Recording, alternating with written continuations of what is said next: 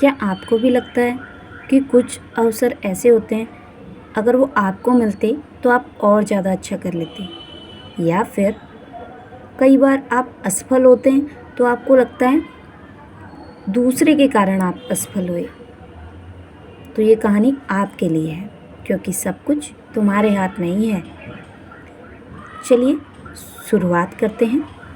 एक आदमी रेगिस्तान से गुजरते वक्त बुदबुदा रहा था, कितनी बेकार जगह है ये, बिल्कुल भी हरियाली नहीं है, और हो भी कैसे सकती है, यहाँ तो पानी का नामो निशान भी नहीं है।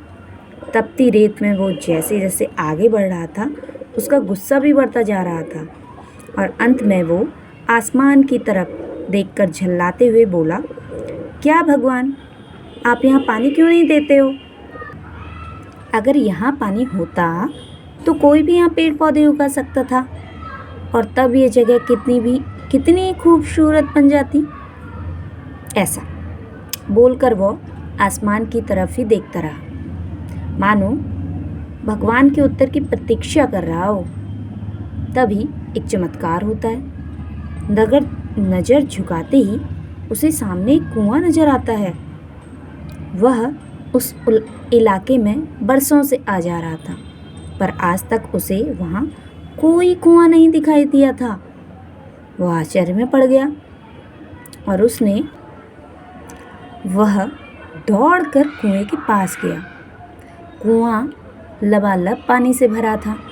उसने एक बार फिर से आसमान की तरफ देखा और पानी के लिए धन्यवाद करने की बजाय बोला, पानी तो ठीक है, लेकिन इसे निकालने के लिए कोई उपाय भी तो होना चाहिए।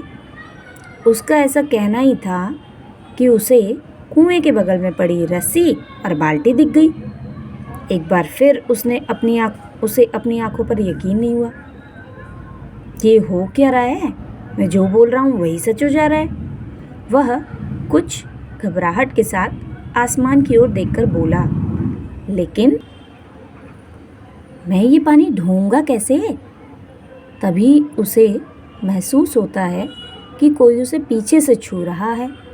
पलटकर देखा तो एक ऊंट उसके पीछे खड़ा था। अब वह आदमी एकदम घबरा जाता है।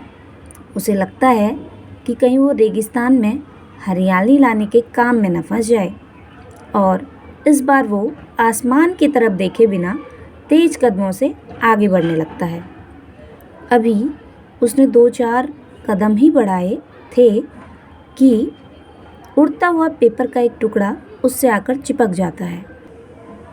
उस टुकड़े पर लिखा होता है, मैंने तुम्हें पानी दिया, बाल्टी और रस्सी दी, पानी ढोने का साधन भी दिया।